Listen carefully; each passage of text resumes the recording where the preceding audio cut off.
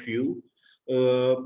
My name, as you already know, my name is Mohammad Ali Qureshi from Sarkney Center, and I'm the program coordinator for this 5 days online training on power purchase agreement for renewable energy projects.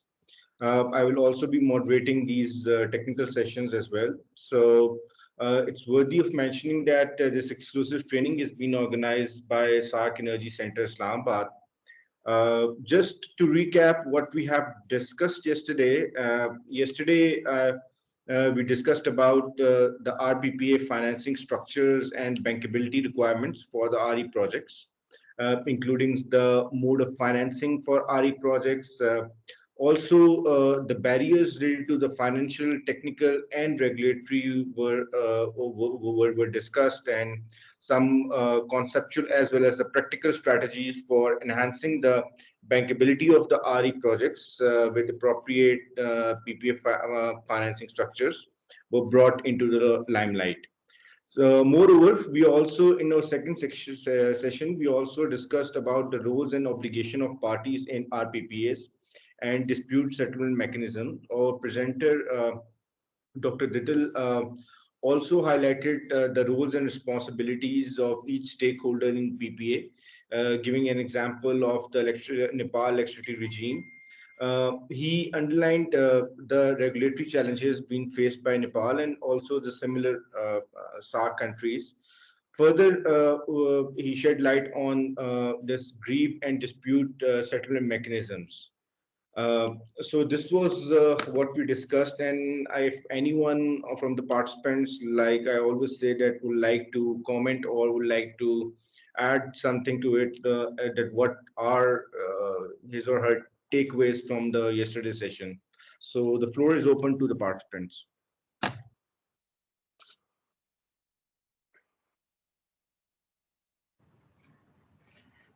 Yes, Abrar Malik. With regards to the presentation given by our colleague from Nepal, what we learned from them is their institutional arrangement and the flow of PPA, the responsibilities, who is the power purchaser, distributor, as well as generator, and then they're planning to promote renewable energy sources as well, and including the bilateral contracts or trading from India, how they are handling that through long-term agreements as well as the new regime of short-term agreements, and some of the using the exchange, power exchange of India. Thank you. Thank you so much, Mr. Brar, for elaborating this. Anyone else would like to add something to this?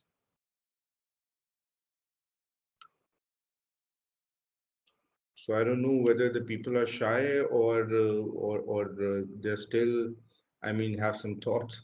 Okay, we have this Miss Maria Rafiq, please. Yes, hi. This is Maria Rafiq here from NEPRA. I just wanted to comment because, in the second presentation yesterday, it was very informative. However, perhaps expectation from my end, when I looked at the subject from the legal perspective, I wanted to hear more about the dispute resolution mechanism under the PPAs. Being the regulator, I think when we read this dispute resolution clause in the PPAs, mainly it's bilateral negotiated agreements. So there is always like an institution mentioned where they have to resolve their disputes. However, let's say in Pakistan, under the NEPRA Act, we have certain provisions where the regulator may constitute a tribunal to resolve a contractual dispute between the parties, and obviously it will be with the consent of both the parties. However, sometimes it happen one of the parties argue that in our PPA we have a dispute resolution clause, and we want to opt for that rather than the regulator to intervene in it. So I just wanted to hear, from the participants or the instructors, like if there is a possibility of having a dispute management clause in these PPAs, so that before the situation aggravates to the level of approaching arbitral tribunal, or sorry, any institution that have mentioned in the PPA, we need to resolve it, perhaps at the regulator level, giving comfort to both the parties to save time and effort of approaching these institutions. And just a thought, like, if we can have such sort of dispute resolution mechanism in the agreements. Thank you. Thank you so much, Ms. Maria, for this valuable input from your end. And we'll definitely look and try to cover this aspect within our panel discussion to be held tomorrow. So this one we'll be leaving it for a panel discussion to, shed light on this particular aspect of the RPPA. And sir, excuse me, with regards to the second presentation given by Professor Anand Kumar, what we have learned, because this has not been covered by some other colleagues, so just I may give overview that through his lecture we came to know about how to understand about the financing of the projects and how to make them bankable, and what types of financing of RE projects are more common these days and going on, and the risks associated with such investments, and how they have to be mitigated. So these umbrella themes we have touched from him, and we have understood a lot from different perspectives, especially from the perspective of India. Thank you so much, Mr. Ibrahim Malik, once again. Sorry, if you can kindly switch off your mic. Okay, so now we'll be proceeding towards our session for today. And our first technical session for today will be on the operations management and decommissioning provisions in our PPA, including the provisions for the force majeure during operation, ownership of assets after expiry of the PPA, and the transfer price for the assets. So to present this, we have with us Mr. Vivek Mishra. He is an electrical engineer with masters in finance, having an experience of around 33 years in consultancy, regulatory, operational experience in generation, transmission, distribution, and material management functions of power sector. So Mr. Vivek has led partner level positions in C Kinetics and Megraj Capital Advisors. He has also, please may I request the partner to kindly switch off their mic, yeah, for a moment. Yeah, so Mr. Vivek has also held a partnership level positions in Kinetics and Megraj Capital Advisors. He also worked in senior positions with Mercados and EMI and KPMG. He has also worked as a director with Madhya Pradesh Electricity Regulatory Commission and Uttar Pradesh Electricity Commission. Mr. Vivek has worked across energy value chain and with almost all the relevant institutions, including International ADB, World Bank. So I would like to welcome on board Mr. Vivek Mishra. Are you there with us? Thank you very much for this kind introduction, and I'm delighted with the to be a part of this training session where I see a lot of friends from the countries in which I work with, and I'll be happy to sort of share the insights and the experience that I've gained in developing power purchase agreements. So I sort of have an experience of developing power purchase agreements for the conventional power plants like thermal. I've been also involved in developing power purchase agreements for the renewable, the IPP sort, and also for the distributed generators, where they are more simplified version. And each country has its own specific requirements, own legal system. So obviously these power purchase agreements have to be in line with the regulatory sort of perspective, because either of the party, it could be a distribution utility which is regulated. So obviously the regulator pitches in. In some of the countries, even the generation is regulated. So obviously there are terms and conditions for the generators as well. So that is also into consideration. And also, how try to stimulate the market conditions. So it's not to be restrictive and sort of to be have a very fair play and risk devolution in appropriate fashion. So I think that is very important and very key to look any aspect of the power purchase agreement. And the agreement should sort of envisage all sort of risks that you need to have. I mean, you will face during the operations, and have to be appropriately allocated so as to sort of create a situation where the agreement runs smoothly. I was hearing one of the participants where she was speaking about the dispute resolution mechanism. So obviously the mechanism, I mean, if you structure the PPA properly, it should not lead to any dispute per se. But then if there are disputes, it has to be sort of nipped in the bud, as we say. So the moment it arises, you have to sort of resolve it. So there are various mechanisms. For example, it is at the operating level. So at the plant head level, you have a discussion. Then you move on to the CO level for a discussion. Then you have independent engineers and an operating committee to resolve it. So it gradually is escalated. So all that, all those good attributes which you look around, which you see around, have to be incorporated so that, because the PPAs in general are long-term PPAs. So obviously you cannot envisage all situations that may arise during its operation.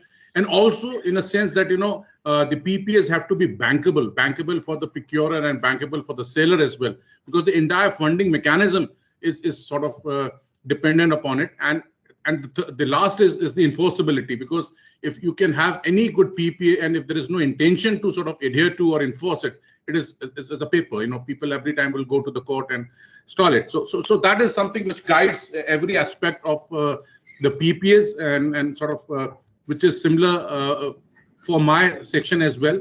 So I will start. I'll share my presentation. And you can share your presentation, and also if you can turn on your camera. Okay. I'm sure the participants would like to see you as well. Okay. Not really suitably addressed as you are, because I'm sort of at home, and obviously people are moving around, but still I like to show my face. But there could be a bandwidth issue sometimes, so I'll when I start my presentation, I'll switch it off so that I can very seamlessly do my presentation. But obviously, yeah. Can you see me now? Can you? Am I visible? Yeah, not yet, sir. Just a minute. Probably it's an issue of settings. Let me just, if you give me a minute, let me just look at it. Settings.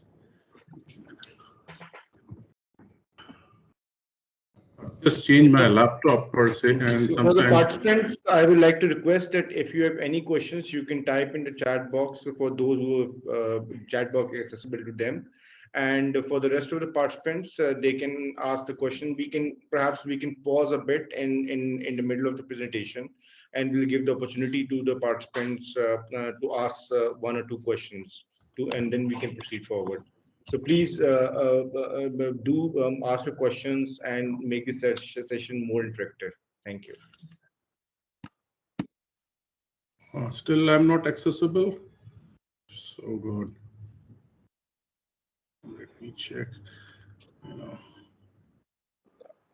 No, sir, you're not accessible at the moment. Okay.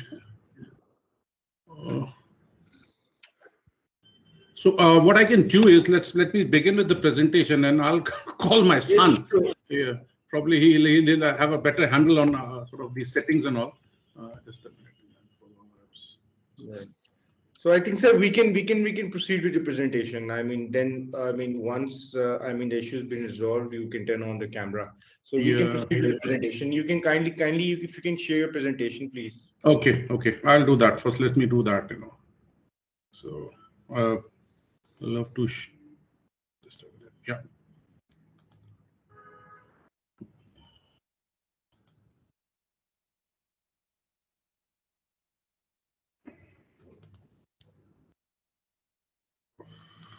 Just a minute.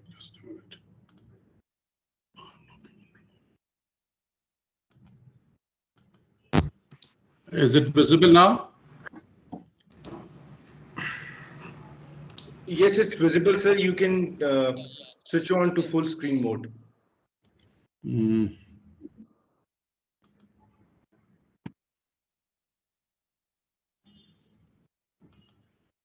It's now visible full screen? Can you see it on Yes. full screen now? Yes, sir, we can see it on the full screen. Okay. Please go ahead, sir. Thank you. Okay. Thank you very much. So now coming back to the presentation. So I'm just looking at the operating part of the power purchase agreement. So obviously there are various sections to the power purchase agreement.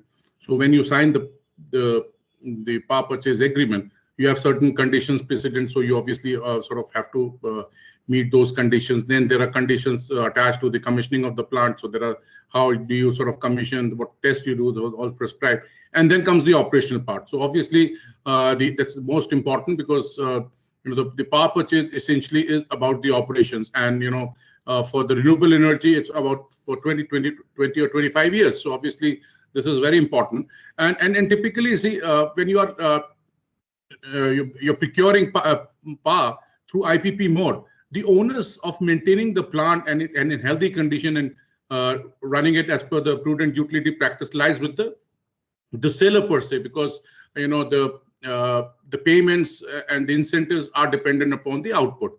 But because the procurer is also banking upon the efficiency and the performance of the plant, so the procurer also has a certain say in the way the plant is run. So let's move on to the first.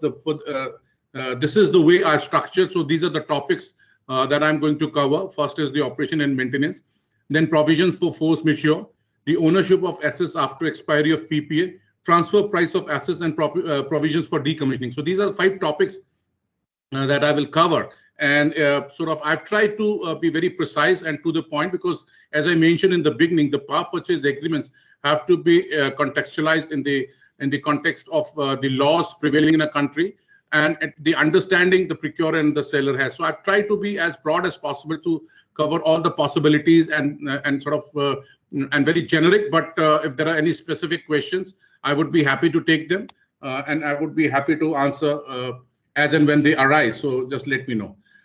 So I'm just moving on to the first part, which is operation and maintenance. So obviously the start point is the operating manual. So when you sign the PPA, generally it is a part of the conditions precedent that the terms and the conditions of PPA will kick in once you have met certain conditions. And one of the conditions is that the seller has to specify the mechanism of the operation and maintenance, how they are going to do. And in some of the cases, you would see that this aspect has to be dealt with in the proposal itself. So when you're submitting a proposal to the procurer, you have to specify that how you're going to do the operation and maintenance, whether you're going to take that responsibility by yourself or you're going to have a contractor. If you're going to do it by yourself, you have to sometimes specify the people and their experience and their qualification per se, and that sometimes becomes binding. And when you sort of sign the PPA, you have to show that these people are on board, and these are part of sometimes the technical evaluation. And if you're sort of looking at hiring an operator, then you have to specify and provide the conditions, the qualifications, the experience of the operator per se. So that is the start point. And then when you sort of sign the PPA and before achieving the financial closure, you have to prepare an operating manual. So this is something which is done.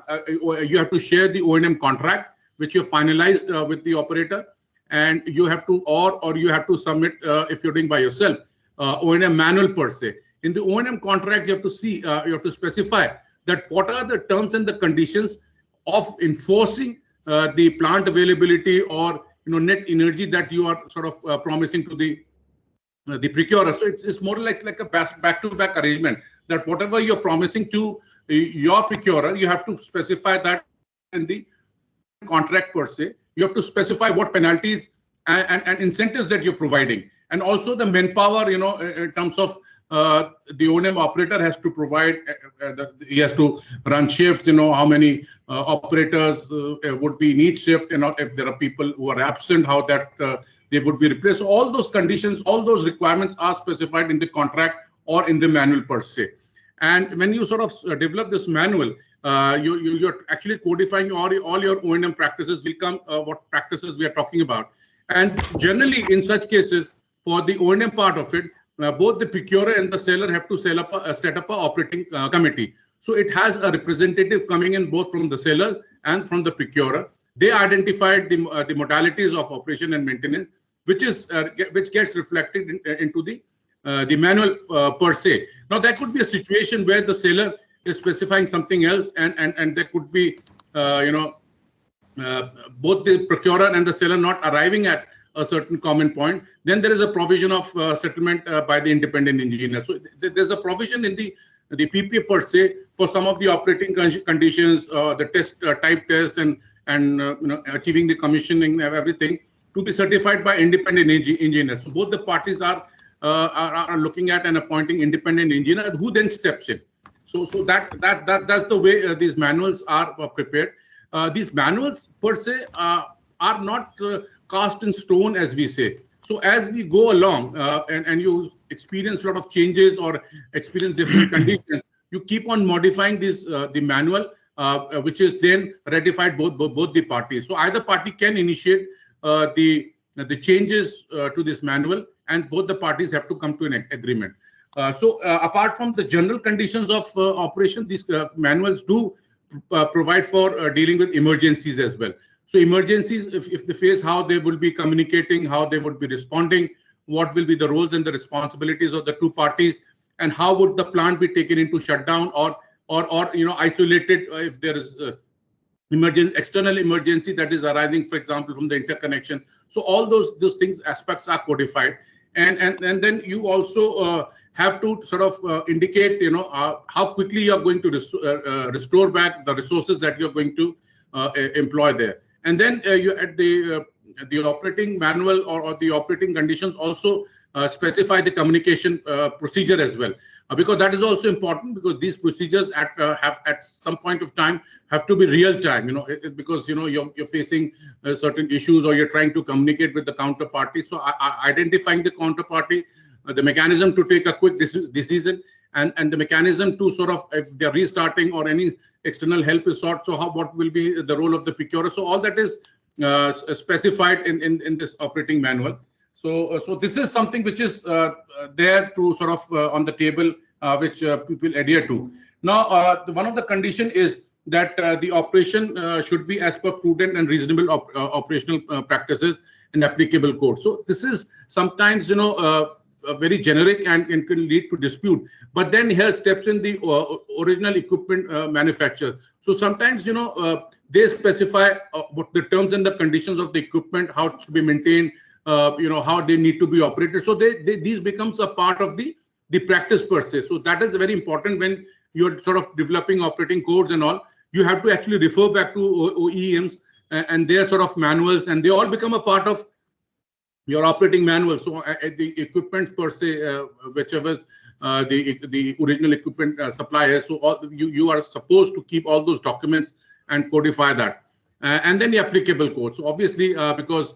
it is a regulated industry, so you will have scheduling and dispatch mechanism. You will have interconnection conditions that how would the metering and other aspects would be taken care of.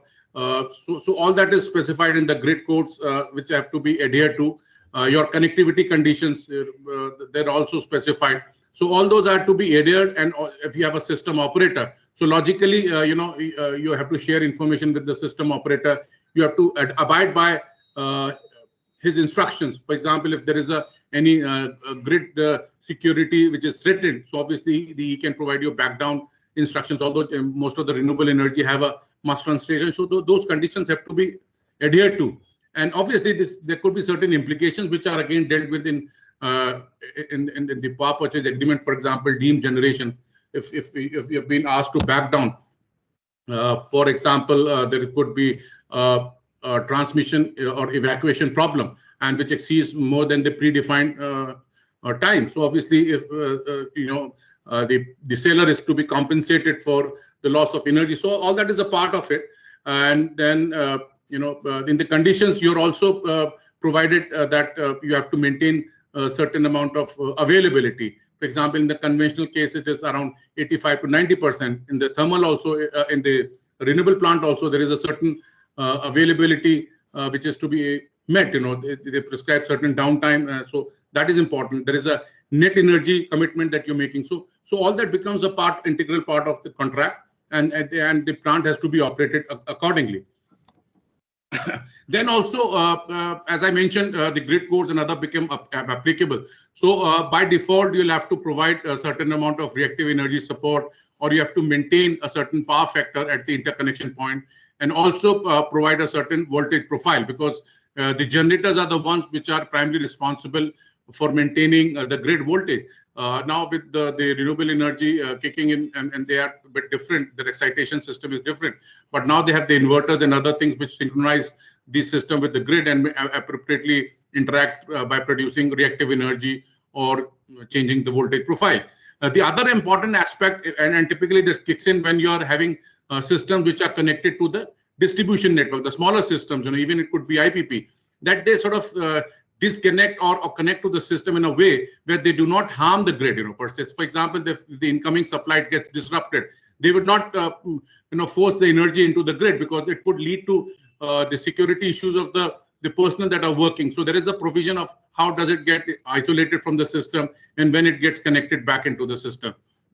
The other aspect is the interconnection agreement, because generally what we find is that the responsibility for taking the power to the interconnection point lies with the operator or the seller per se. But at the interconnection, it is the transmission utility which is responsible. But there is an agreement in terms of how the exchange of information will flow, how the meter reading will be done, and in terms of, as I mentioned, maintaining voltage profile and the ownership of the assets also. In some cases, the bus or where it is connected is owned by the seller per se, and but the maintenance aspects lies with the transmission or the distribution utility. So all that is codified, and all the roles and the responsibilities of various parties are specified in that, and the seller has to adhere to.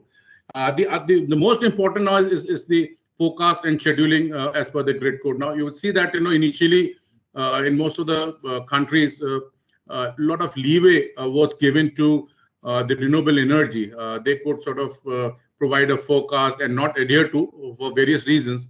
They could vary by, I've seen that there have been variations of more than 100% of the forecast provided. Now, with the increased penetration of renewable energy, the regulators and the system operators are becoming very stringent in terms of the forecast and scheduling. And with the availability of the artificial intelligence and better weather forecast, this becomes very important.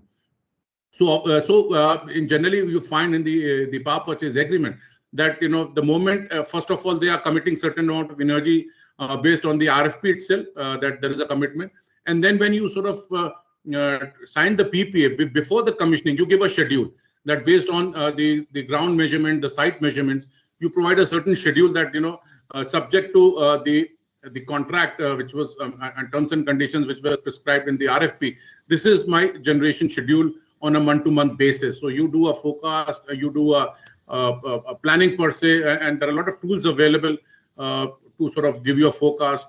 So you do that. But then subsequently every year you do before start of the financial year or the contract year, you provide a forecast which is more nearer to the time. So it is expected to be better in terms of the forecast, and then a monthly forecast, which is again coming back to the reality. And now a lot of system operators have introduced a daily forecast. So you have to have a daily forecast for the what we call day ahead systems, and the error margin has been significantly reduced. For example, it started in India. It started with 30%. Now they're thinking of reduce. They've reduced to 15%, and now they want it to be reduced to 5% because in terms of the cost as well. And now they want its capacity value to increase. So they are looking at the batteries and other support system and better forecast tools to be able to specify the energy that will be injected, which is primarily good for the demand scheduling of your procurer and also for the system integrity. So I'll move on to the next slide. So now, so this is the operational part of it. Now comes the important aspect is the scheduling the outages. So the outages could be you have your annual outages, more predictable outages, and then you will have certain short-term outages, which is become available as you run the system, and there could be emergency outages as well. So outages in typically the renewable and for the solar, they are more predictable because you do not have the operating part. So obviously you have a better handle and you can predict better your requirement. So when you sort of sign the agreement and sort of putting up the system before the COD, you are supposed to give a tentative schedule, so which describe when you are likely to take the outages per se.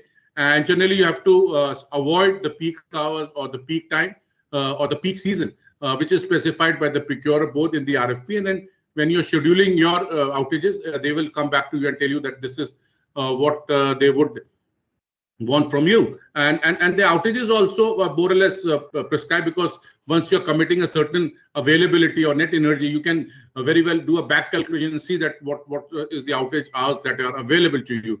So you do that outage scheduling, and obviously if there are any issues, like as I mentioned, peak hours scheduling or peak season scheduling, so that is the time when the seller would respond back saying that you need to reschedule your outages. So that is settled at that point of time. And then you do monthly outages, which is, before the start of the contract year, you have to sort of reinforce that, or you have to sort of provide more near the time outages, that this is what I'm likely to sort of do with my system. The seller, the procurer has to again respond back if they are expecting some other outages, because the procurer generally is, or I would say distribution licensee, buys power from a portfolio of generators. So obviously they are sort of linking at this is my energy availability and these are the outages of various generating plants. So what is the window that is available? And obviously they don't want to lose out energy during the hours when it is more valuable. So obviously they have a better handle and on the scheduling part of it. So as you go nearer to the month, you are always confirming that this is my schedule, or if you're making changes, and obviously that's to be accepted by the procurer. And procurer has the right to get you rescheduled, provided that they give you a sufficient margin. They tell you beforehand, say 15 days or a month beforehand, that you please do not take this outage at this point of time. You reschedule it. But obviously they'll have to look at the system requirement. They'll have to look at the requirement of the plant itself. So that is something which is again between the two parties. And it is expected that the seller would adhere to the outage schedule provided by that. I mean they should be within time, and they should not exceed the time that they have indicated. And also it is expected that they would coordinate with their transmission system or the other service providers, so that all of them take a schedule outage at the same time. So there is no restriction per se on the evacuation or on the generation per se. So again, that is something which can be planned and which can be indicated. But then can be provisions for short notice outages, where you are expecting some issues to come up in the near future. So you would again give a notice to the procurer. Obviously, these outages would be much nearer to the time, and they're expected to be shorter in a sense that they want to certain problem which they're observing to get resolved, to resolve. So again, this is something which is to be accepted by the procurer, but the say in such cases lies with the seller itself, because these are all at the short notice. So there is the deferment possibilities are less, and the seller has a better right. And again, now coming to the forced outages due to emergency, so you have to just immediately inform the procurer that you're going in taking a emergency outage, and this is the time and this is the problem that is there, and I will sort of come back to you once I have resolved this problem. So during all these outages, emergency outages, there has to be a continuous dialogue between the seller and the procurer. You have to continuously tell them this is the reason, this is what I'm doing, and I'm sort of expecting the plant to come on bar by this time. So all these outages, you have to maintain a continuous dialogue. And as per the operating conditions, even if there are issues related to force majeure or termination of notice and all, which we will deal later on, it is expected that the seller would continue to maintain, operate the plant. They will not leave and abandon the plant, although they may have genuine reasons for that, because it is for the safety of the personnel and safety of the plant that they are required to be there. Obviously, the procurer has the right to inspect the plant, the equipments, and also see the records, because there are certain declarations which are being made on which the procurer is relying, and there are billing and other aspects to it, for example, availability, and also that provides certain rights to the procurer. Obviously, they have to provide us a decent notice for that purpose, and give certain time to the seller to be able to receive you. So that is also there, and they have the right. And then obviously there are a reporting mechanism. You are reporting your generation schedule, you are reporting actual generation, and all those aspects which have to be pre-agreed. So once you are providing an operating manual, so this reporting mechanism is a part of it, and you sort of specify formats and all. Obviously, depending upon the usage, you sort of make those changes per se. The very important requirement, as I mentioned at the RFP stage, is providing and giving the names of the personnel who are going to be part of it.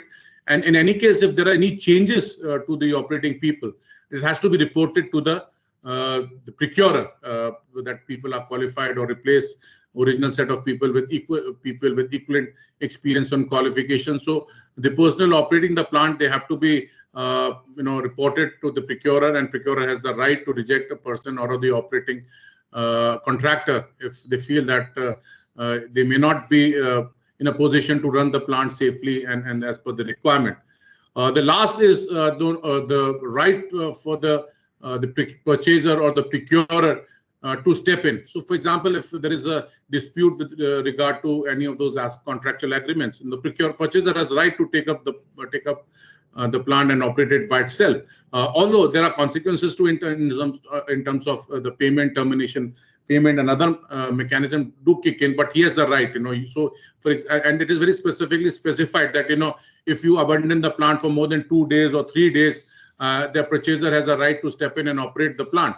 And at the cost that he incurs, if the plant is given back to you, the cost and the penalty has to be charged to the seller. So that right is there. And then the lenders also have the right to take the assets, because in most of the cases, these plants, or if they've been funded by financial institutions, and if there has been any default on the part of the seller, so the purchaser the lenders have a right to step in. And this is very specifically provided, because generally you will find in the contractual agreement that these plants which have been dedicated to a purchaser cannot be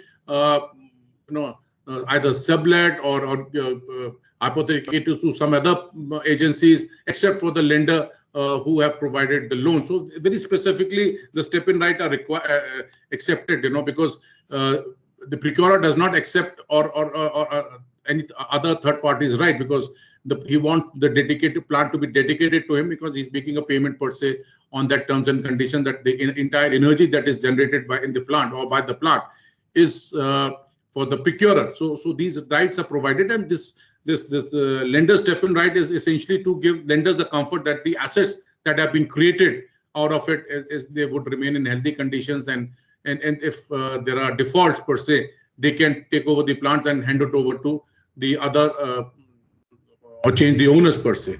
So this is what we look at the operation part of it. I'll be happy to take questions, or you want me to take the questions at the end?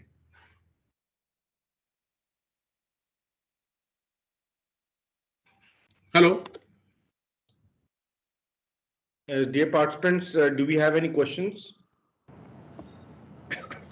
Yes, one little bit query about the last point. Purchaser. Please, can you please mention name and Okay, I'm Abrar Malik from Private Power Infrastructure Board, Power Division, Pakistan. My only one little query is that this is operation and maintenance of the plant. In this body, should we keep the purchaser or lenders to step in rights? Otherwise, usually these are the in the main body of the power purchase agreement. See, in the operating conditions, you I mean, it is all dependent upon the way you structure it. You can have a very separate sections as well, but because in the operation and maintenance part, you're defining the roles and the responsibilities. So when you're mentioning that you cannot abandon the plant, so what happens if you abandon the plant?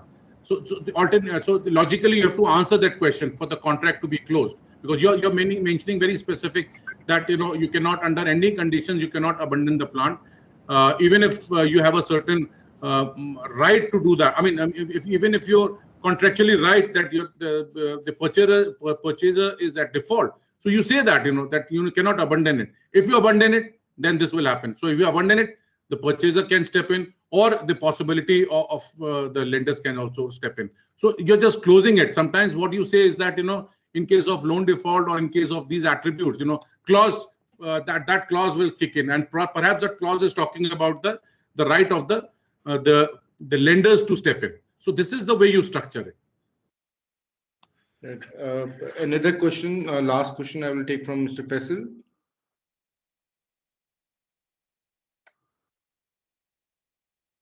Yes, Mr. Faisal, I can see your hand being raised. Do you want to ask the question? Can you hear me?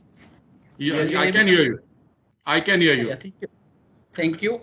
My question is, somehow I get some confusion that you are talking about the O&M contract or the operation and maintenance clauses are part of the power purchase agreement. Because why I'm asking this question, that here in Pakistan, we have project sponsors, and then we which signs the project agreements, power purchase agreement with the power purchaser, and then it assigns an O&M assignment to a separate O&M contract. And so these when I see the slides, when you use the word procurer and purchaser interchangeability, so procurer is the same purchaser, or procurer is the project sponsor. And secondly, this O&M is part of the PPA. This is a separate O&M contract between the O&M contractor and the project sponsor. Okay. So the project sponsor means that who has developed the plant. Am I correct? Yeah. Okay. Yes, exactly. So there are various terminologies for them for project sponsors. Some call them the developers. I'm referring to seller because he's one who's operating the plant. So I'm referring to seller. So the investors are different, and the developers of the project sponsors are different. So investors would be investing into the SPV fund for that company to sort of run that plant. So for me, the project sponsor means the developers. Okay. Now, per se, the PPA is the overarching agreement. So that is specifies all the terms and the conditions between the project sponsor and also the procurer. So that is there. Now, the owner per se is the responsibility of the project sponsor. So project sponsor, either it runs the plant by itself or operates and maintains the plant by itself, or signs a contract with the an O&M operator. So that is only a mechanism to run the plant. But per se, it is the responsibility of the project sponsor to operate and maintain the plant. So the reason I was referring to the contract per se, and with a back-to-back arrangement, and that is precisely the reason that they are supposed to share that contract with the procurer, because he has to just ensure that there is no issues thereafter, that all the conditions, all the responsibilities that are cast upon the project sponsor are included in the O&M contract. So precisely, project sponsor is responsible for the operation and maintenance. It cannot say that that responsibility was given to X and Y, and so I have no responsibility per se. So he's primarily responsible. All the consequence arising out of not adhering to these conditions lies with the project sponsor. But obviously, either he does it by himself or takes this responsibility directly, or it comes through a contract which has to be ensured that it's a back-to-back arrangement. So in any case, it is the project sponsor who's responsible for these terms and conditions. And they're part of the main PPA. There is a section called O&M part of it, and it is all spelled out. Am I clear now? Yeah, that's great. Second question is just related to it. That way you are mentioning that the schedule outage plan will be provided before the COD. So that might be for the first year, for the first operational year. And what's once the project comes in operation, then how many days before he put the notice of these schedule outages? And the number of let me please come. number of days in a year, the schedule outage days, and other force outage allowance. So in total, how much allowance you are given to these plants for annual maintenance? Perfect. So there are various ways to inform the procurer. First is that you are giving it at the time of the commissioning of the plant. So you are by and large going by what O&M, the original equipment manufacturer, would tell you, that I am sort of giving this guarantee that plant would operate, say, 330 days by and large. So once you the first O&M, the schedule outage that you're designing is based upon the design condition, and then you're indicating it to the procurer that this is my schedule and this is the total days that I'm likely to take. So that is important, because you are indicating that when are you likely to take. So obviously the procurer would specify the peak hours or the peak season, or so they would say that okay. So for example, for you it doesn't, because you are having a fixed contract with the procurer. So it hardly matters whether either on you close down on Wednesday or Friday or 2 o'clock or 3 o'clock, because for you it is the availability that is there. So obviously now when you inform the procurer, he would say that please don't take this shutdown during the summer season, or because I'm likely to benefit in terms of greater generation from you. You better take this shutdown during the winter seasons or when there is foggy, because at that point of time your generation will be down. So he would specify. So that forms the by and large the overarching conditions of the schedule COD.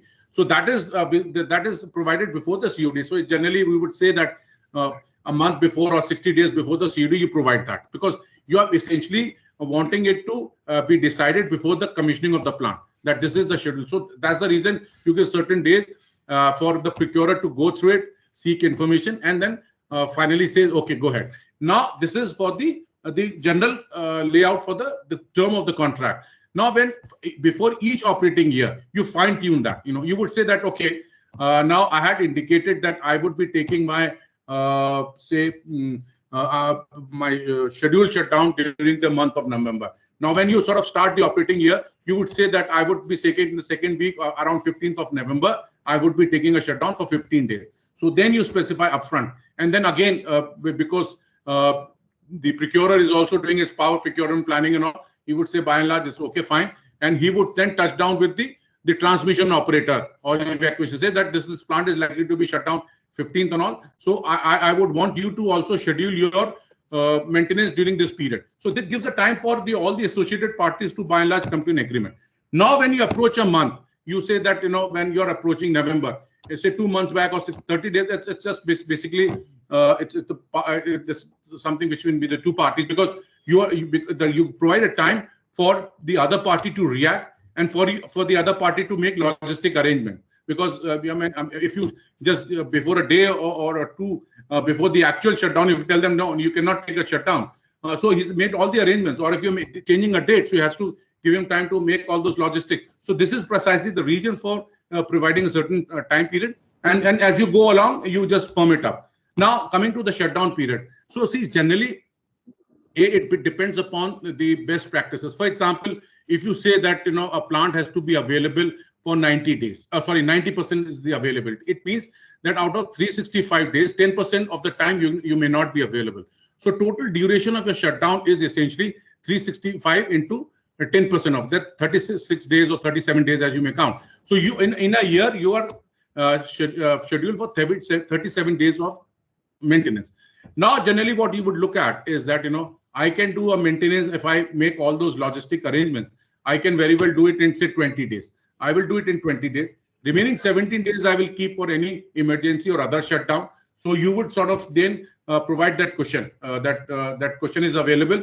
And if you do better than that, if you say you're available for 91% or 92% time, then obviously 1 or 2% is what the incentive that you're getting. In some of the cases, we have seen that, and if you look at the transmission part of it, they've been achieving very high availabilities. And I've seen in certain cases, the procurer then forces them for the transmission and other utilities to take a certain preventive maintenance, because by trying to sort of increase your availability, you're trying to increase your incentives, but then you are compromising with the emergencies that may arise out of it, because you're not doing a preventive maintenance. If you're not doing a regular maintenance which is prescribed by the OEM, you are running a default or running a issue that you may go for breakdown later on, and that might hurt both the procurer and the utility much more than if you're taking a preventive. So this is basically the philosophy behind it.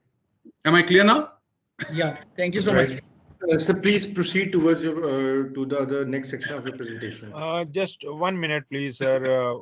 With regards to these schedules and days notice, of course, in our country, Pakistan, we lock the PPA before achievement of the financial closing, and then the construction starts. So here is a little bit difference. Giving the time schedules before COD 60 days is different. In our case, it's before financial closing. We fix everything, and then for the first 5 years there is different timelines, and for the next after 6 years of the machinery there will be different timelines of annual maintenance. So there is a little bit difference. Anyhow, everything is covered. No, see, I think you have to provide and accommodate for the real operating conditions, because the plant per se, you cannot foresee everything at the time of the COD, because there are a lot of issues that can, for example, that's a solar panel, somebody lobs a stone, and really damages or a certain panel. So obviously, if these conditions, emergency shutdowns and other things have to be provided. I mean, for example, you might experience some change in weather, and then, probably you want to, bring it forward, you would want to reschedule your shutdown. There could be a problem with the transmission evacuation system. Probably they want to reschedule their shutdown. So obviously you try to sort of reschedule your shutdown, which is in line with the evacuation. So all those possibilities, I think, that is good enough if you give certain period of time for the stakeholders or the associated parties to react to it. But linking it up and having such a rigid schedule can create problems. That's my view. I mean, because I've worked on the PPAs, so as much as flexibility you can provide, but that is within the constraint of the contract or it's bounded by the contract. That's good enough. Yes, sir. So I believe that we should proceed with the next section of presentation, and we can take some questions once the session would be ended. Okay, I'll do that. Yeah. So now this is another very important conditions, and this is when I used to prepare PPAs, I never used to dream of how important these 4 major conditions could be, and in the scenario of this COVID, most of the conditions and most of the PPAs have benefited out of this 4 major conditions.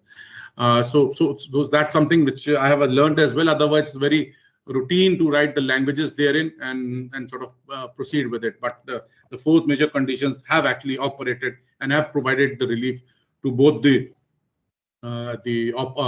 sellers and the procurers. Now moving on to this.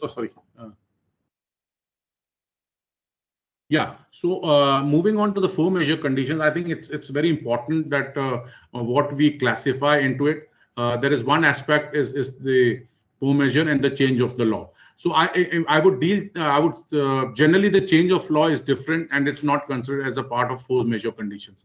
4 major conditions is considered as conditions arising out of the nature per se, which is a very much obvious, lightning, earthquake, and all those, wherein it sort of prevents both the parties from adhering to the terms and the conditions of the agreement.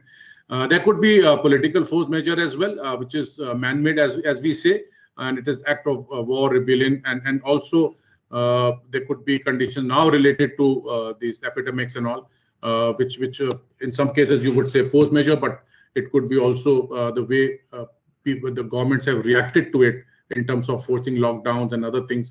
It could be then political as well, because it is not mandated by per se the conditions, but the government has sort of done it. And also in certain cases, I've seen in India, it's particularly where under this political conditions, the government have issued certain notifications, certain relaxation to both the sellers and the procurer in terms of extending the PPAs and also. So that is something constituted as political. Now also is important, and these are the clause which is a bit problematic, wherein they say that if your contractor is also affected, both your O&M contractor or who's constructing your plant, or also the equipment manufacturers, if they are also affected by force majeure conditions, and if the force majeure condition kicks in, you are liable to claim those conditions. But it is a very thin line, what happens if there is a strikes and lockouts, and the strikes could be inherent and because of the reasons within the control or of the operator, or the strikes could be external, it could be because of the general condition in the country. So this is something which is a bit problematic. I've seen a lot of cases being filed and sort of being debated because of this condition. So, but these are important, that and you have to actually prove that the contractor or the supplier has impacted you, both in terms of, and these conditions can operate both at the time of signing the contract, or when you're developing the plant per se, or when you're operating the plant per se. So this is applicable in both the cases. But the important point is to immediately identify, because most of the time it has to be vetted by the other party. For example, if the seller says that I've been hit by force majeure conditions, he has to immediately notify. And in some cases, there are time limits specified. Generally for the political force majeure, you have to within hours you have to respond back. Whereas in terms of natural force, you have a certain time, 24 hours or 48 hours is provided you to inform the other party. So while you're informing the other party, you have to narrate out the conditions, under what provisions you're triggering that, what has happened, and for how many period you foresee your plant, or you are not able to discharge your conditions, and how during this period you're going to keep you informed. So it's also a responsibility on either party to keep the other party informed of the measures that are being taken to overcome these force majeure conditions. And so that is provided to in these conditions. And then, if the force majeure conditions continue, you have the responsibility and to sort of allow the other party to extend the contract by equal time. For example, if your construction period has been impacted by the force majeure conditions, so you allow equal time for the plant construction duration. So you extend those period of time, you extend all other conditions by equal amount of time. And if it provides that if the force majeure conditions continue for more than 180 days, the either party has the right to terminate the PPA. So in the force majeure cases, it is generally expected that this is or accepted this is a business risk. So they look at the entire compensation and entire mechanism to deal with as a business risk. So you took a business call, and that's for the reasons beyond the reasonable control of either party has happened. So you have to deal with within those aspect to it. So neither party is basically penalized for that period, and they try to work out amicable solutions. So and the termination clauses, or you prescribe that when the force majeure conditions do occur, whether the purchaser can buy the plant or the procurer can retain the plant, and if there is such conditions triggering, how the money will be transferred, or what aspect of the payment will be taken care of. So that is all provided. But yes, it is treated as something as a business risk. Now, during the period when it occurs, if the plant is partially partially not operative, so the procurer will have to pay for the part which is operating. So you cannot hold back any of those payment, because you say that my half of the plant is affected. So whatever plant is in operation has to be paid for the availability, the fixed cost, or the generating or the energy cost. But you are not liable to pay which plant is not operating, or which is not functional. So this is there. In some of the cases, I've seen certain commitment coming in from the procurer, where they would say that whether they can take part or take responsibility on the interest part of it or the fixed cost of it. But that's generally very minimal. Generally, it says that it's a businesses, and both the parties to bear with it. So any questions or any discussion on this aspect? Sir, I think we can continue with the next section, and now we can take the questions by the end of this session. Okay, fine, I'm fine. Sorry. Yeah. So now we sort of look at the there's a very specific clause that we will be talking about what happens after the expiry of the PPAs. So generally what happens is that the terms and the conditions are governed by the operating model. For example, if it is, say, turnkey project, or I'm just digressing, it's a turnkey project or any other those projects, then specifically the ownership is with the procurer. So in that case, the PPA has no relevance. So if whatever the contract is, generally you are the owner of it, and there is no way this kicks in. There's other sort of agreement. They're not power purchase agreement. It can be sort of power purchase agreement as well when it's operating on your behalf. But you're the owner, so that condition is automatically taken care of, and then plant sort of is given back to you. But no, if it is being built on BOO basis, that is build, own, operate, or on the BOOT basis, build, own, operate, and transfer. So these are two conditions. So the PPA is accordingly structured. Now, if it is a BOO basis, it is generally meant that after the expiry of the PPA, the ownership of the asset is with the seller itself. Whereas in the BOOT cases, the ownership of the assets lies with the procurer. Now, generally, if you were to look at the renewable energy plants, particularly the solar and the wind plant, the contract is for the power that is generated, and at the end of the contract, it is the ownership lies with the seller itself. Because the concept is that at the end of the 25 years, generally the economic life of the plant would be more or less zero, and the plant would be of older technology. There will be high obsolescence and all, and the maintenance costs will be high. So thereafter, the procurer doesn't want to take that responsibility. But on the BOOT basis, it is generally for the hydro and other projects where the plant life is large, and you don't see any obsolescence or the plant getting deteriorated. And also in cases where the resource is owned by the government or the public. For example, hydro, you will always see that it is on BOOT basis. At the end of the contract, the plant is transferred to the nation per se. I mean, because I'm talking of the procurer here as the country itself. So these are generally on the BOOT basis. So this is what I have explained. So when at the expiry, the projects which are on the solar or wind are retained by the plant owner. But if there is a land which is leased or any resources which are provided, they can then be sort of given back to the procurer or the state government. For example, in many cases, I've seen for India in particular that the land is leased by the government.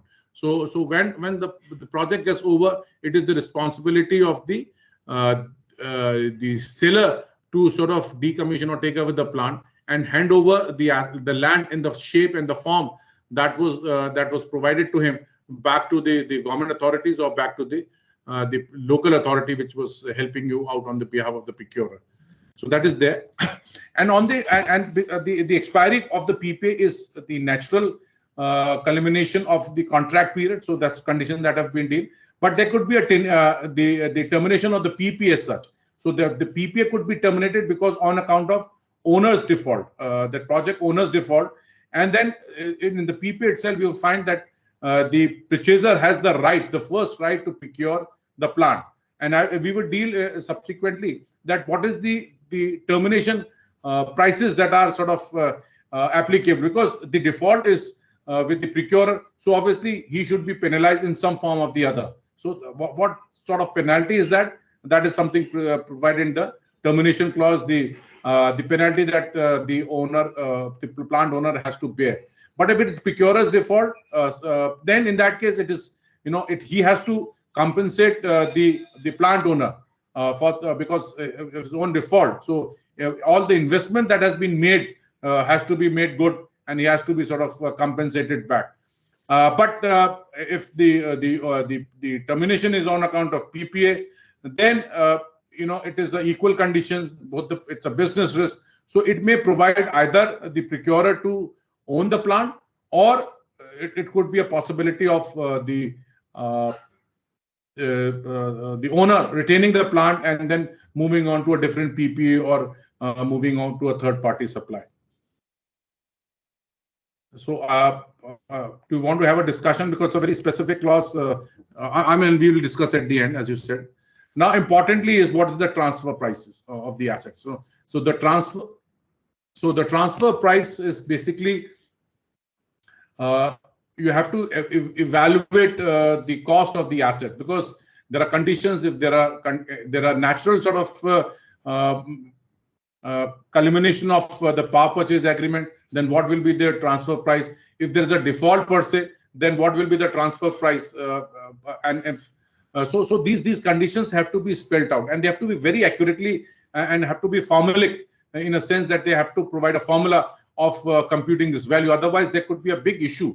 And typically, the big issue lies when it is not nearing the end of the contract period. The big issue lies when after 1 year, 2 years, there is a breakdown on the contract per se. Because when it happens at the end of the contract period, most of the liabilities have been met and everything has been paid for. So obviously, the termination value will be very less, and the dispute arisal, the dispute between the two parties is in that case much less on the valuation part of it, because the cost has been retained.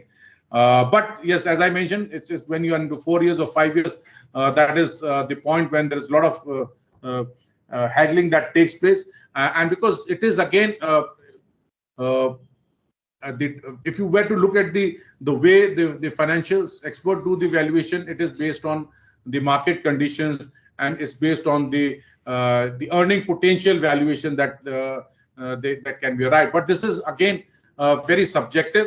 So in some of the cases, you will find such clauses, and typically, if you were to go more to the European clauses, they are looking at what is the market potential, what is the earning potential, and then what is the earning for the remaining life of the plant, and then you do NPV analysis. You compute that value at the current discount factor, at the current in the current times, and then this is the value that is to be paid for. But then again, this is very prone to disputes, because what discount factor you will take, that is important, and what is the future value or the revenues that you will take, it's a big issue. So generally, in the termination clause and the power purchase agreement, it is more formulaic and it is more precise. So as I would go through, I'll sort of take you through what is as I mentioned, there are two events of default, important defaults.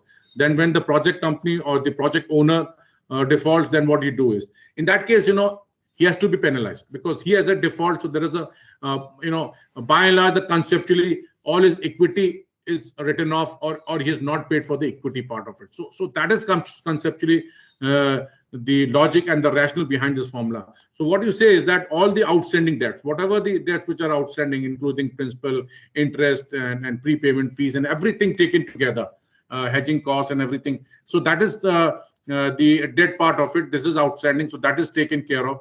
And all the costs which will be incurred by the company in terms of the termination of the project, if they have to sort of take away the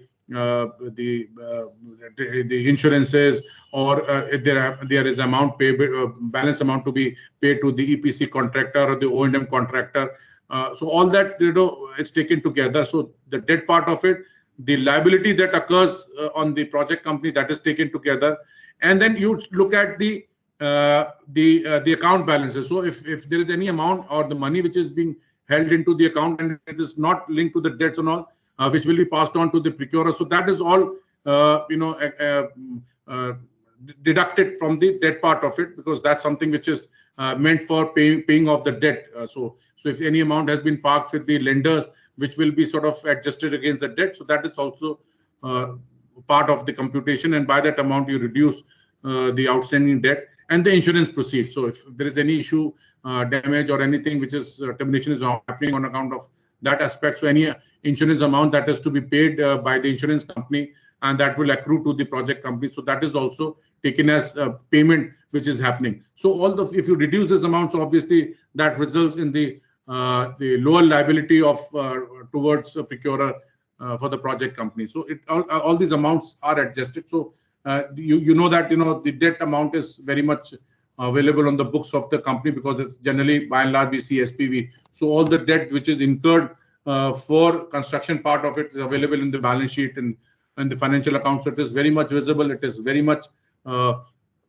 precise. So that is there. Even the termination cost, because if there is any amount which is owed to EPC or O&M players, again it is shown as payables in the accounts of the books. So that is also very much there. All the amount that is being held by the lenders or on the control. So that is also something which you will see as a part of the current asset. So that is also can be deducted. And the insurance, because it is provided as per the contract, because all these contracts, the power purchase agreements do provide for a insurance cover on the part of the project owner. So that is very much clear. So this is very formulaic. You can derive what is the balance amount to be paid, and this is only payable in case of the default by the company. Now, when the procurer defaults, then you would see that is a different conceptualization. Here, it is not to punish the project owner. So the whatever equity that he has actually put in, contributed to the project, is taken care of, and also the potential earnings. So that is also taken care of. But yes, any payouts that is made to the investors, the equity holders, that is sort of taken care of. So that the concept is that not to punish, or the disadvantage doesn't lie with the owner. So you would see that any debt amount which is outstanding is considered. The termination cost is considered, because you are terminating the contract with the O&M or any EPC player at the time of construction. So all those amount which you owe to them is also taken care of. The account balances, yes, to the lenders, and also that is something which is deducted. The insurance proceeds and all, which is also deducted. And then equity contribution. So you see on this SPV, whatever the equity that has been brought into it, and generally it is a very standard provision 70-30, because the lenders generally would not fund if you do not bring your equity to the extent 30%, as I mentioned, and that has to come upfront. So that equity is again very well recorded in the books of the account of the SPV. So that is there. And then this is a return which you are foregoing, and so in some cases it is very much defined that for the project period, what is the standard return on equity which is market providing. So you take that into consideration, because you're foregoing that return on equity, and that is computed on the NPV value, and then it's added back to it. So that's what I've put in there.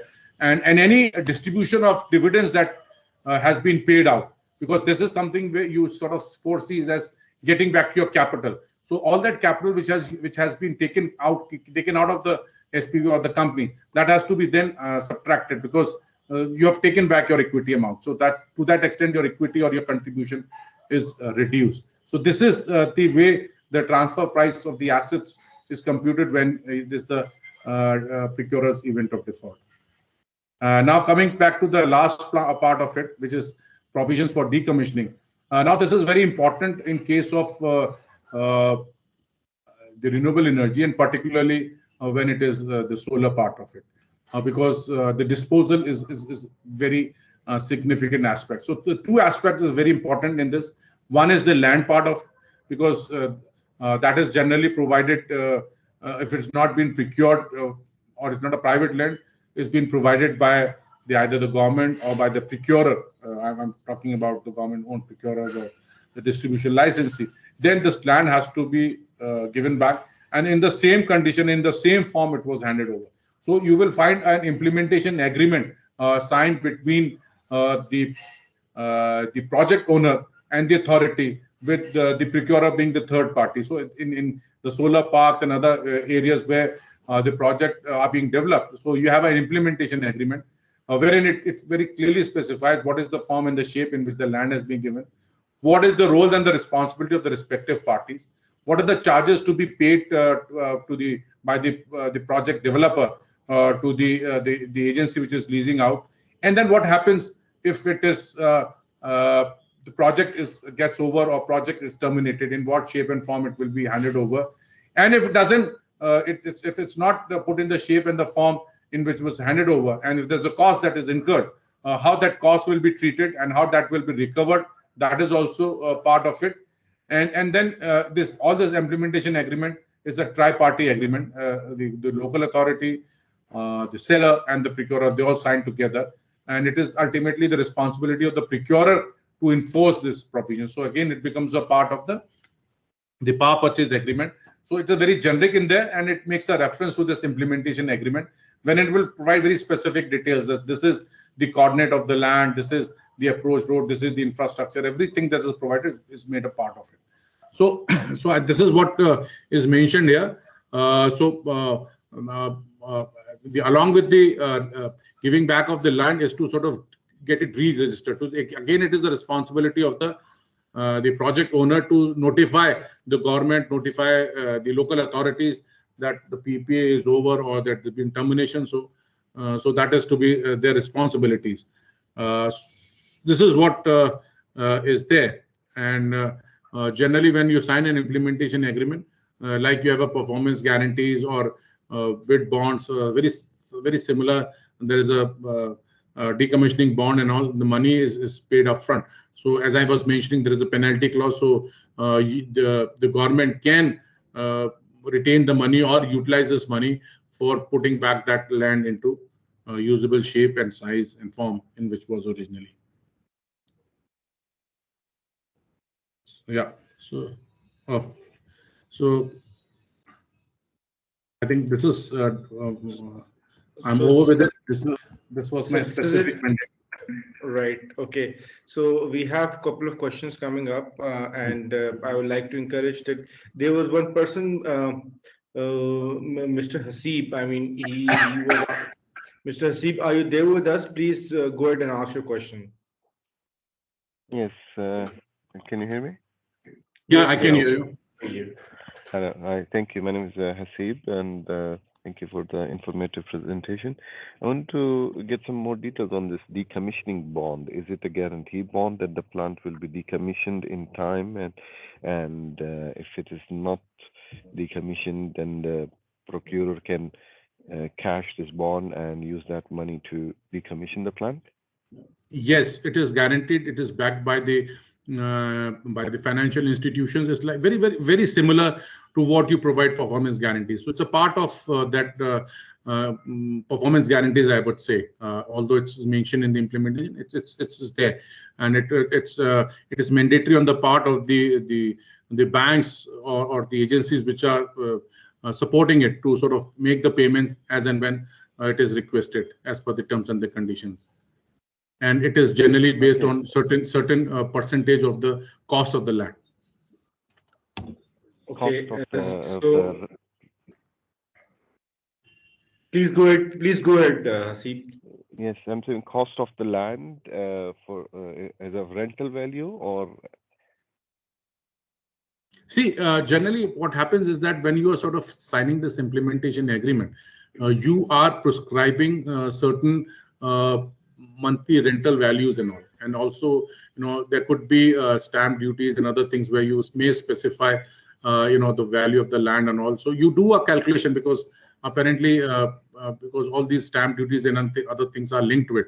So it is a way of computing. It could be a certain percentage of the value of the land, or could be a number of times that you want the monthly rentals to be paid for in advance. So it's a way, the way you look at what can be the potential cost of putting back this land into shape and form, usable form.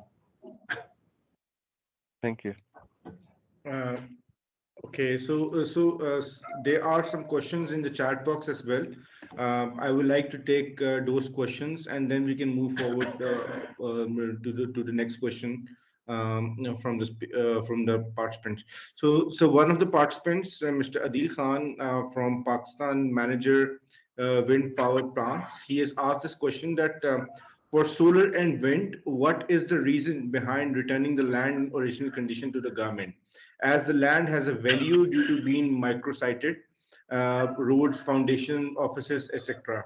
A new project can be installed without much efforts if the land is kept in existing condition. See, there are two important reasons. First of all, land in our part of the world is very scarce and it's costly. Okay, because there are certain emotional attachment to it. So what we have seen that initially it was the responsibility of the project owner to buy that land. Because see, I've been to Nepal, I've been to Bangladesh, I've been to Sri Lanka, and I've been to Pakistan as well. So all in all these places there is an emotional value attached to the land. So for the private players, it was virtually becoming impossible, And I've seen the project getting delayed by years and years because the private owners were not able to get that land. So what the government did was to sort of step in and say that, okay, we will provide you or help you in getting the land, and we will not pass on to the ownership of the land to you, and we will lease it out. So that was the prime purpose, because the government in no way can sell its own land, because that becomes a lot of political issue. And also I have seen that wherever this land was provided to the plant owner, the value of the land much exceeded the value that they will get by operating the plant. So what the plant owners did was to not put up the project. Maybe the performance guarantees or whatever they had paid was in cash, but they latched onto the land and they were holding it back. So that is primarily the reason that the government stepped in and providing that land. So as I mentioned, when it is owned by the government, it has to be taken back. And also because, see, what happens is that the project per se, if you talk of the wind or you talk of the solar, has a certain economic or life, and after 35 years, I don't think so most of these projects would be viable enough, or anybody would be interested in putting up, and they would rather be willing to put up a new project than to continue with the old project where the efficiencies are low. So obviously, from that perspective, there's a issue of decommissioning and or sort of putting up the new projects per se. And when you talk of the buildings and all, I think when you look at the 25 years and the cost of the plant, I think the cost of the building would not be more than 5 or 10% of the total project cost. So obviously that's something which is not a very strong driver for you to use it. So obviously, you have to reuse that land, and if it is owned by the government, there has to be a political consideration of giving that back. Nobody can hold it onto it. Right. Thank you. I hope that addresses the question. Next question I would like to take from Mr. Mahesh Kumar. Yeah, please go ahead. Mr. Mahesh, are you with us?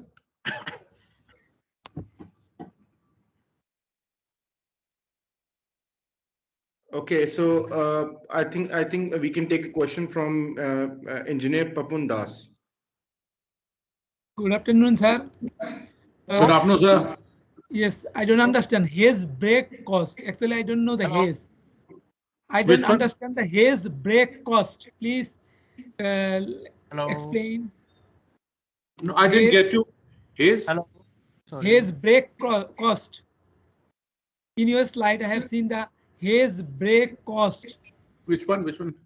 Are you talking this one? Previous slide, in the transfer price of asset, in that slide I have seen haze break cost. Okay. So see, what happens is that you are taking generally in most of the countries, you are buying solar panels from outside your own country, okay, and you're getting it generally they have to be paid in dollars or in the foreign denomination. So you're trying to hedge your cost. So what you would do, you would buy a hedge. You would say that, okay, and that is typical of financial sort of mechanism where you would say that if there are conversion prices, say as in Pakistan, they have 170 rupees for a dollar. So and you're expecting that dollar to sort of appreciate further. So what you would want to is to sort of buy a hedge to sort of hedge your costs. Is that it would say that I'm paying certain percentage. It could be around say 4 to 5% for a 5-year hedge of the total amount that you're hedging. So that is something which you are upfront buying. Now, if for certain reason, if your asset is sort of decommissioned or your agreement is sort of broken off, so how do you sort of recover that cost? And that is a very genuine cost because it is helping you to stabilize the project. Now, otherwise, you never know because you have signed a contract, say 170 rupees, and you end up while the project is commissioned, the value is say 200 rupees. So to that extent, you are hurt because your cost is based on 170. So what you do is to buy a hedge and hedge yourself at 170. So if the party which is counter guaranteeing would sort of then pay for the 30 rupees if there is an escalation. So it is something you're you're trying to forecast the future. So that is the cost of it. And so once the project is taken over or is not functional, you are breaking that hedge.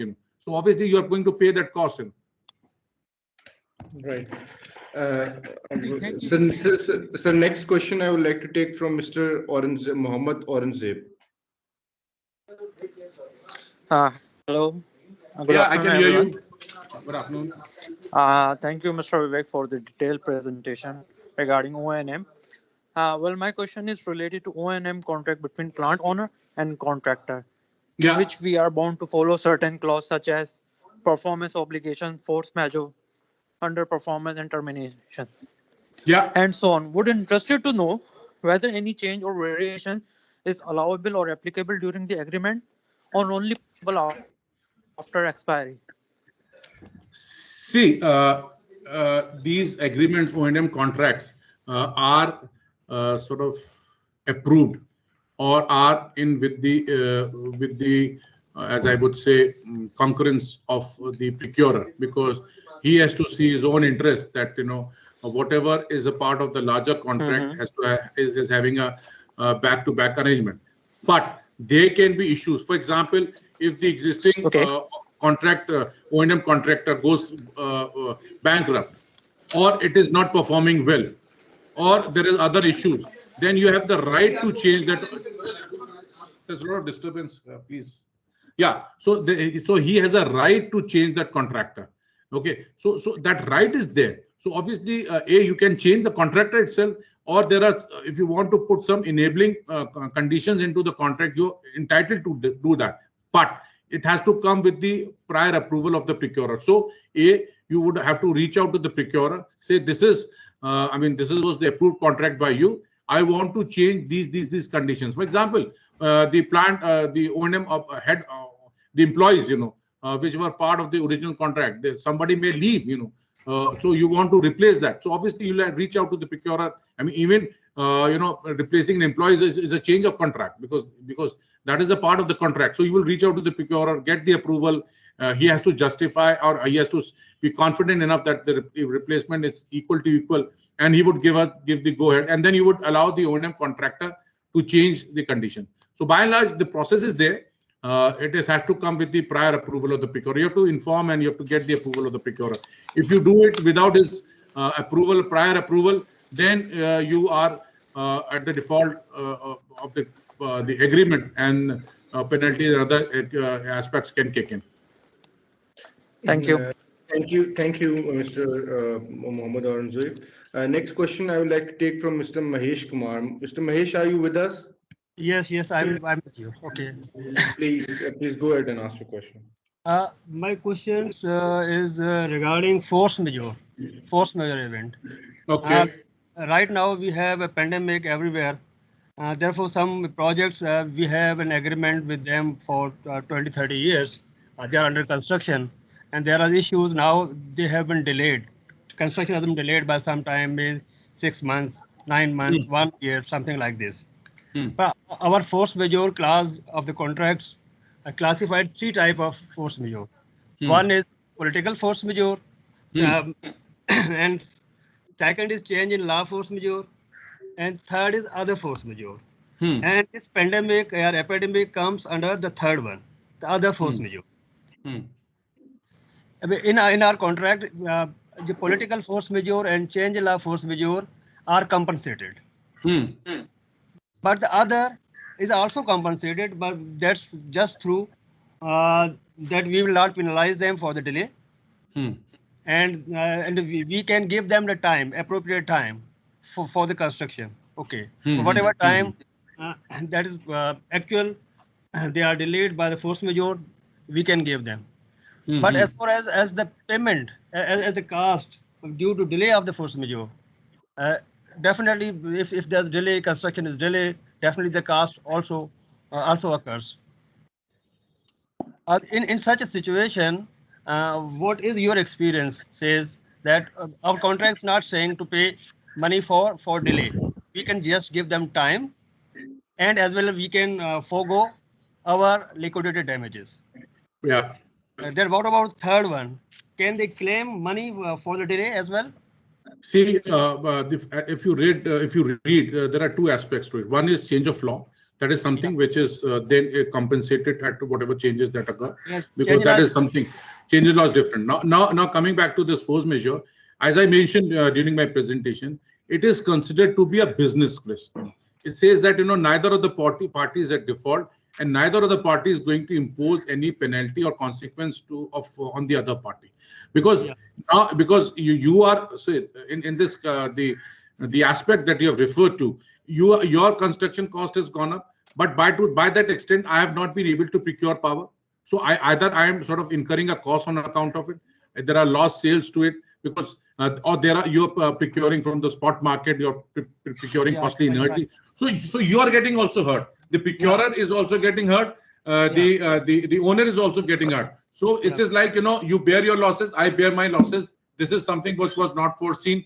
This is something which is not in our control. So both of us cannot impose the cost on the other. So we go to the extent we are not considering as a default of the power purchase agreement. To that extent, it's fine. I'm allowing you more period to construct your plant, whereas I'm bearing the cost of foregoing that energy that would have come in, and the additional the benefit that it would have brought in. So nowhere when the force majeure condition triggers, other parties imposing loss, because you will see in your the PPAs as well, there is a provision that if the procurer if the owner is at default, so the plant owner is default, you can claim the other losses as well. Apart from the liquidated damages, you can claim other losses consequent to that delays and all. But here you're very specifically saying, I will not claim no other losses. Yeah. Am I clear? Yeah, it's clear. Okay. Thank you. Thank you very much. So I would like to take a question from Mr. Faisal. Mr. Faisal. Yeah. So my question is again related to liquidated damages. In case if the project sponsor have O&M rights with him, and he operates and maintain and manage plant himself, then there's no issue, because there's a direct PPA between him and the power purchaser. So all these things are covered in the PPA, and if he has some issue with O&M of plant, so ultimately through LDs and through other mechanism that will be covered. But if he has an agreement, O&M agreement with the third party, and then due to the fault of O&M, the plant gets outage and he gets liquidated damages, then in that case, how the O&M contractor will secure himself, because he needs some excuse events as well, because he can from performance point of view, he cannot operate the plant at the 100% KPIs. So how these excuse events are covered in the O&M contract, which give him excuses for the events which are beyond his control.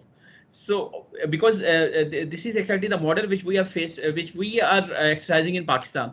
So I just want to learn about your experience, that how you people are dealing with these separate O&M contract and these excuse events which are beyond the reasonable control of O&M contractor, and which cause some outages of the plant beyond the allowed allowances, and ultimately result into liquidated damages under the PPA.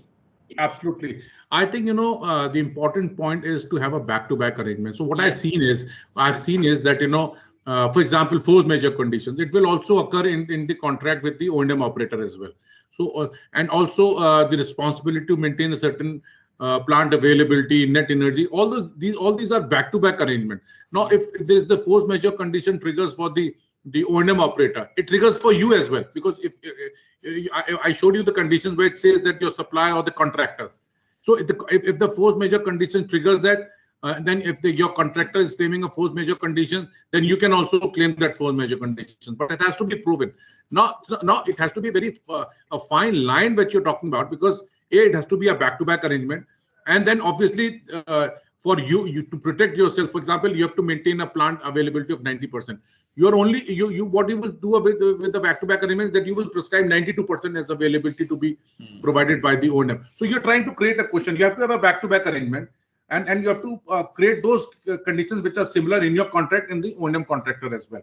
And obviously, as I mentioned, because O&M contractor is a part of your bid as well. I haven't seen a contract, because I've seen worldwide contract and I've designed some of the international contracts. What we say is that when you're submitting a proposal, you're submitting the O&M contractor's conditions, its reputation, its profile as well with the proposal itself. And and then that O&M contractor is also evaluated as a part of the technical evaluation. And if the procurer feels that the proposed O&M contractor is not meeting his criteria, because they will also prescribe the conditions for the O&M contractor. They would say that, if it is about operating a solar plant, they will say that he should have operated for last 10 years these many plants of this megawatt. It should have that financial. So O&M contractor is equally evaluated in terms of the technical experience, the financial capability. So he becomes a very integral part of it, and that's the reason I'm talking about the O&M contract being approved by the procurer. Somewhere the procurer is also becoming a part of that contract. So it has to be in alignment. It has to be appropriately approved, and obviously liquidate the damage. You have to have a back-to-back arrangement. Right. Yeah. Okay. One last question from Mr. Ibrahim Malik, and then we can proceed towards the break. Thank you very much, Ali. Thank you very much, Mr. Mishra, for a wonderful, debateful presentation. Since these compensations and events are related to some situations, so I have 2 or 3 situations for discussion and gaining some knowledge from your side, from your practical experience. Yeah. One situation is that during a plant is commissioned, and during the first anniversary, the sponsor or the company defaults, and the company had the commitment of having return on equity at the rate of 15%, whereas the lenders had the commitment of having interest of 7%. So how this for further 10 years of the operations, how will this be operated? Will the lenders get the rate of return equivalent to the sponsors, or will they be retained to 7% interest rate? Yeah. Because electricity is generated, because the revenues are generated through electricity selling. Yeah. One situation. Can I answer this and then we move on? Because yes, please. Please. So see, as you were looking at the termination contracts, and I was talking of the termination conditions. So the moment it is the plant owner who is at default, his equity contribution is immediately wiped off. So he is only entitled to get what he is committed on his books of accounts, that the agreement with the lender, that whatever debt that is outstanding and whatever the interest amount that is to be is applicable as on date. So only that aspect is something which is to be paid. So equity contribution, return on equity is all wiped off. So he's not entitled for any of those elements as such. And secondly, obviously, the lenders have step-in rights, so they will sort of take over the plant. And because the agreement, as I was mentioning, the per se ownership, by default ownership lies with the procurer. And so by acknowledging that the lender step-in right, the plant is handed over to the lender per se. So they have equal step-in right, provided there is a default. So I think I'm clear on this aspect. Yes, thank you. And the other situation is, for example, during construction period, say 80% construction is completed, the company defaults, and the lender steps in to complete that project. But this is a short-term contract, like open market for 3 years or 5 years, spot market type contract. So when the lender completes the project, and due to this delay of the changeover, the DISCOM keeps into view the demand supply situation, and did not agree to buy a power from that plant. Then what will happen to that? What will be the fate of that plant? No, see, we are talking of the PPA generally is for the long-term commitments. PPA, if you were to just selling as a merchant plant into the spot market and all, so that PPA is not admissible or not per se applicable to that condition, because for them it is a very short-term agreement and they're very standard agreement. And for them also, if you're for them also, it's something which is sacrosanct. If you're committed to the spot market to sell a power into, they have to pay. Otherwise, there is a fund which is created in the spot market or the market exchange, and they'll pay for it. So if your sale is committed in the spot market or in the power exchange, you are to that extent secured. Now, coming back to your point, in the long-term market, where you have signed a PPA, and if the construction and everything has happened within the period which was specified, in no way the distribution licensee can refuse because there is a change of ownership, because it is provided. I was talking the step-in right. So there is a very specific agreement and there's specific provision there wherein provides for step-in right any stage of the contract per se, and the lenders have the right to change the owner, and the procurer has to accept and has to admit if there is any change in the owner. They have to right to sell it to anybody. So that is very much therein. If these conditions are not provided, I think the lenders are not going to fund the project, because they will see a lot of risk there. Because eventually, if the plant developer runs off, it is the lender who's provided 70 to 80% of the money would be hurt. So they will not, in any case, agree to any such conditions where they do not have the step-in right. So that is very clear. If it is not a breach of contract per se, the distribution licensees cannot refuse to accept the power. If they do it, it's the procurer default, and the lenders can take procurers to the court. Am I clear now? Yeah, thank you. Thank you. Okay, thank you so much, Mr. Ibrahim Malik. This is it from the QA session, and now we'll proceed for a 10 to 15 minutes break, and we'll be starting at 4 p.m. sharp Pakistan time. But before we go to the break, just quickly, I want all of you to kindly switch on your videos so that we can have a sort of a group picture or a snapshot for today's session.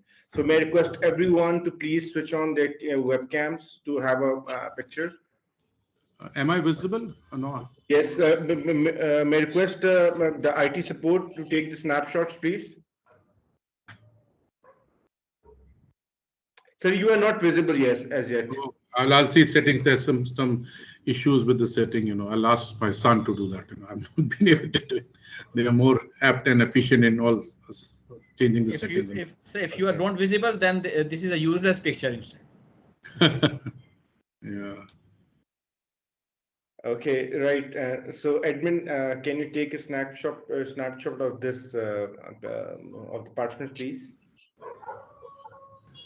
Done, sir. Wonderful. Thank you. Thank you so much. Thank you so much. So, just quickly, I want to tell all the participants that in the next slot, we'll be having it's again very. I mean, we have very interesting case studies lined up for you. Of the regional and international competitive markets based PPA models. So please stay tuned, and perhaps I mean, we'll be back in 15 minutes and we'll be starting up with this session. So please we'll try to attend this session, because it's a very it will be very useful and pertinent session for all of you. Thank you. Thank you. Thank you very much. I hope